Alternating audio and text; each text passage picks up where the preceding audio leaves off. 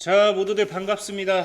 강태공입니다. 자, 금일은 테슬라 급락 관련해서 저는 앞으로 조금 더 조정은 줄 수 있다라고 생각을 하고 있습니다. 하지만 이 테슬라의 하락이 앞으로 오히려 이 기업의 주가 상승 10배 이상까지도 올라갈 수 있는 모멘텀이 될 수 있지 않을까 좀 생각하면서 오늘의 방송을 시작해 보도록 하겠습니다. 자, 방송 전 늘 말씀드리는 여러분들의 좋아요, 구독하기, 댓글까지는 너무나 많은 힘이 된다 말씀드리면서 오늘의 방송 시작해 보도록 할게요.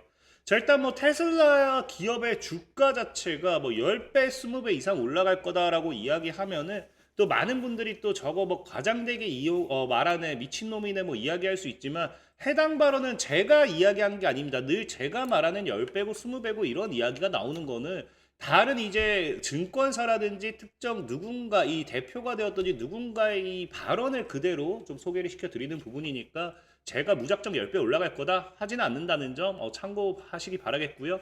자, 일단은 뭐 오늘 사실 이제 테슬라 자체가 뭐 급락을 했다라기에는 많은 분들이 봤을 때 뭐 뉴욕 증시죠.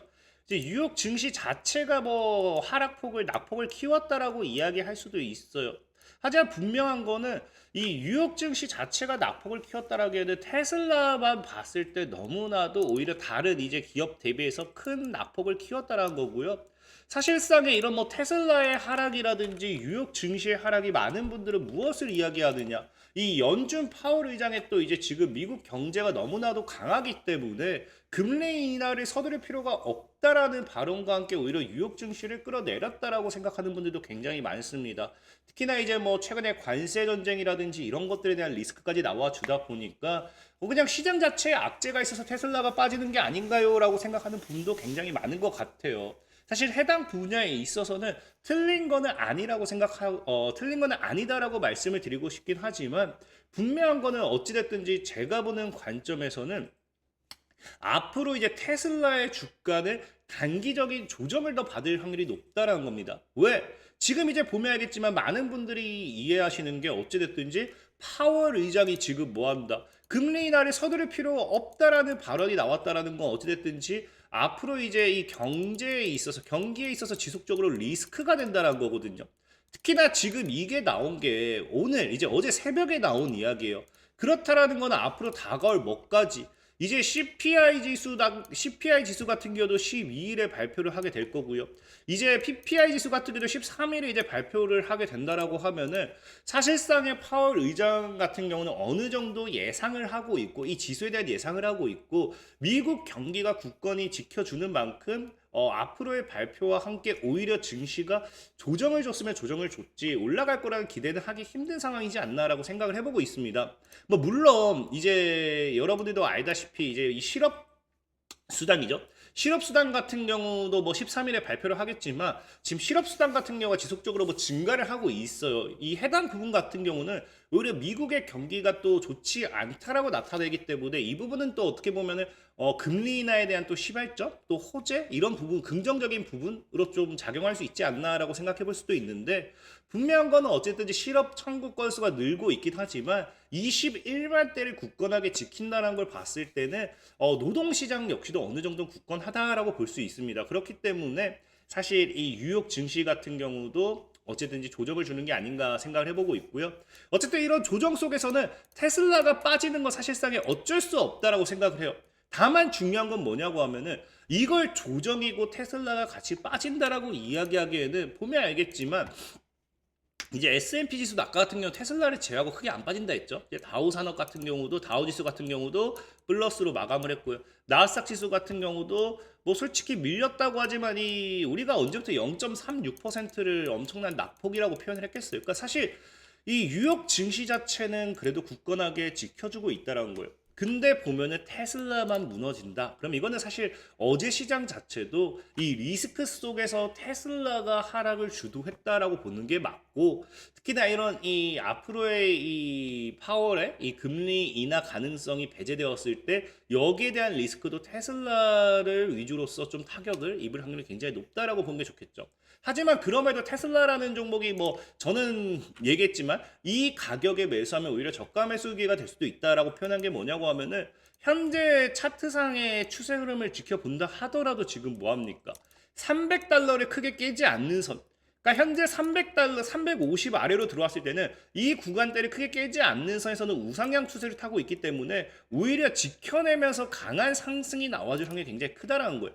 저는 테슬라라는 기업이 앞으로 향후 이제 300달러까지도 조정을 준다라고 하면은 해당 구간에서는 주워 담으면 좋은 거지 오히려 정리할 건 아니라 생각하고 있습니다. 특히나 저는 300달러를 줬을 때 굉장히 이거는 오히려 줍줍의 기회가 되지 않을까 좀 생각을 해보고 있고, 어쨌든지 그런 관점에서 봤을 때 테슬라라는 기업 자체는 지금 앞으로 이제 금리 인하와 함께 또 추가적인 하락 가능성을 굉장히 염두에 두고 있어야 되는 게 뭐 때문이냐까지 본다라고 하면은 이런 또 최근에 이제 테슬라가 지속적인 악재만 나와주는 것 같아요. 뭐 금리 인하는 사실 전 글로벌 증시라기보다는 뭐 미국 증시에도 큰 악재라 보는 게 좋지만 테슬라가 지금 직격탄을 받는 상황이고, 여기 추가적으로 또 이제 악재가 나와준 게 이제 여러분들 알다시피 어제 또 뭐가 나왔습니까? 이제 트럼프 현 대통령이 철강이라든지 알루미늄 관련해 가지고 관세에 대한 부분에 있어서 이제 예외 없다라고 하면서 25% 관세 부과를 공식 발표하게 되죠. 근데 중요한 거는 이제 많은 분들이, 그러니까 이런 트럼프 현 대통령이 관세를 부과하게 되니까 이게 굉장히 악재라고 생각을 해요. 그래서 제가 봤을 땐 어제 금리 인하가 이제 또 이제 예상했던 만큼 올해 4번이 아니라 실질적으로 올해 이제 한 번 정도로 기대를 해야 되지 않을까라고 이야기할 만큼 굉장히 금리 인하에 대한 가능성 거의 배제되고 있습니다. 어쨌든 그런 부분이 이제 악재로 적용하고 있고, 여기 관세 부과까지 때려버리니까 당연히 여러분들 알다시피 차체를 만드는데 철강이라든지 알루미늄은 이제 필수적인 원자재가 될 수밖에 없겠죠. 그러니까 여기에 대한 부분이 당연히 차량 가격 인상에까지 이제 여파를 반영된다라고 하면은 당연히 악재라고 보는 건 맞다고 생각을 해요. 실질적으로 보면은 이제 여러분들 이 테슬라 같은 경우가 이제 최근에 거의 찬물을 끼얹는 거죠. 그러니까 4분기 이제 실적 발표를 보면요, 이 테슬라의 차량이 지금 뭐 모델 3야 뭐 모델 Y 그다음에 뭐 그 다른 모델들을 봤을 때 생산량 대비해서 뭐 했습니까? 생산량 대비해서 이제 탁송 이제 배달 그러니까 이제 우리가 인도한 양이 더 많아요. 그러니까 실질적으로 이제 판매량이 증가하고 있다는 거겠죠, 생산량 대비. 그러니까 이제 뭐 자동차 관련해 가지고 실질적인 이 3분기를 본다 하더라도 당장 이제 3분기 이제 그 당시에 봤을 때는 뭐 합니까? 오히려 생산량 대비해서 판매량이 둔화가 됐어요. 그러니까 지속적으로 여러분들 알다시피 테슬라의 실적 둔화가 지속적으로 심화가 되면서 테슬라의 주가가 하락했던 부분에서 이제 판매량이 조금 올라오는 추세인데, 여기에 뭐 하고 있다? 여기에 지금 이 테슬라의 만약에 정말 관세 부과 자체가 차량 가격의 인상에 영향을 끼치게 된다라고 하면은 당연히 또 실적이 둔화가 될 수밖에 없어요. 그러니까 이걸 악재로 보고 이 금리 인하라든지 이런 상황 속에서 같이 매도 물량, 이제 손절에 대한 압박 물량이 이제 나온 게 차익 리스크 이런 물량이 나온 게 아닌가 좀 생각을 해봐야 되는데, 중요한 거는 저는 사실 이게 악재라고 생각하지 않아요. 왜? 이 철강에 대한 관세 부과가 분명한 거는 이 앞으로 테슬라라는 차량에 있어서 25% 이 철강가에 비싸진다는 것은 분명히 차량 가격이 인상될 확률도 높다라고 볼 수 있지만, 저는 그렇지 않다라고 보는 게 뭐냐고 하면은 이런 이 트럼프 현 대통령이 과거부터 이제 철강이라든지 알루미늄에 대한 관세를 부과할 거다라는 이야기를 과거부터 진행을 했겠죠. 그리고 이번에 드디어 행정명령에 서명을 한 거고요. 그러니까 이때 진행을 하는 도중에 계속해서 이제 수혜를 받았던 기업이 뭐냐고 하면요, 딱 1월 들어서 주가가 이제 110달러에 있다가 이제 130달러 정도로 이제 계속해서 꾸준하게 우상향하는 주가가 뭐냐고 하면요, 스틸 다이내믹스라는 기업이 있어요.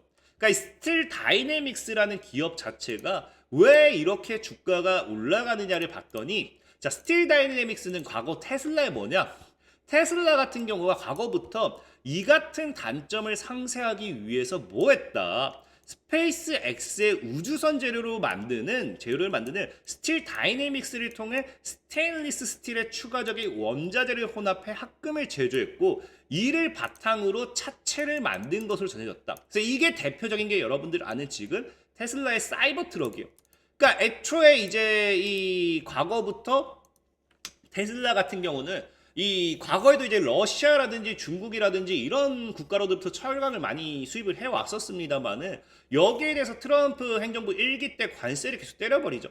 그러니까 공급망을 이제 계속해서 확대하기보다는 미국 내에서 자체적인 조달을 하겠다라고 하면서 이번에 사이버 트럭을 만들 때는 애초에 뭘 해버립니까? 미국 내에 있는 기업에서 철강 합금을 뭐 한다? 제조해서 조달을 하기 시작을 했다라는 거예요. 그러다 보니까 이번에도 사실 뭐 하게 돼요? 철강 가격이 이제 이렇게 올라가고 알루미늄 가격이 올라가게 된다라고 하면은 그냥 모든 자재를 어디서 조달할 가능성이 크냐? 이제 앞으로 이제 테슬라가 뭐 하게 된다? 사이버 트럭뿐만 아니라 모델 3라든지 Y, SX 등의 이 다양한 차량들에도 스틸 다이내믹스의 합금을 적용할 가능성이 굉장히 높아졌다라는 거예요. 그리고 이제 차량 내 알루미늄 사용량을 만약에 줄이고 합금비를 늘려 관세 영향을 최소화할 가능성이 크다라는 거겠죠. 그러다 보니까 이제 공급망 리스크를 지금 줄이면서 러시아, 중국 등 해외 원자재 의존도가 있었기 때문에 이걸 완전히 없애버릴 확률도 굉장히 크다. 그래서 아마도 이제 이 제가 보는 관점에서는 이 관세라는 영향에 있어서 특히나 여러분들 알다시피 머스크 CEO는 이제 트럼프 대통령의 최측근입니다. 최측근인데 이거 당장에 테슬라가 타격을 입을 게 크다라고 하면은 어느 정도 숨통은 트럼프 대통령 입장에서는 살려놔야 돼요.